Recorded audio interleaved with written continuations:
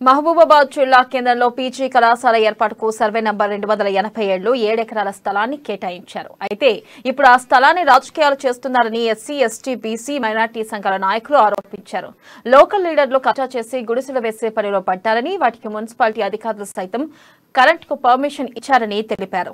ఇక పీజీ కళాశాలకు కేటాయించిన స్థలం కబ్జాకు గురికాకుండా తగిన చర్యలు తీసుకోవాలని ఎంపీ మాలోత్ కవితకు వినతిపత్రం అందజేసినట్లు ఎస్సీ, ఎస్టీ, బీసీ, మైనార్టీ సంఘాల నాయకులు పేర్కొన్నారు.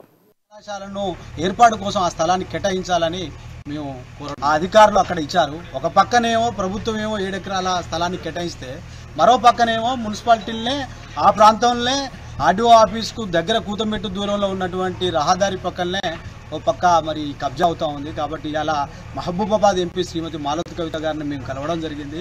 7 ఎకరాల స్థలాన్ని దయచేసి కాపాడి ఒక ప్రభుత్వ పీజీ కళాశాలకు కేటాయించిన స్థలాన్ని అలాగే ఉంచి అక్కడ ఉంచుతారా, లేకపోతే ఇంకొకనన్నా 7 ఎకరాల స్థలాన్ని కేటాయిస్తారా, ఆ యొక్క పీజీ కళాశాలను ఏర్పాటు కోసం ఆ స్థలాన్ని కేటాయించాలని మేము కోరడం జరుగుతుంది.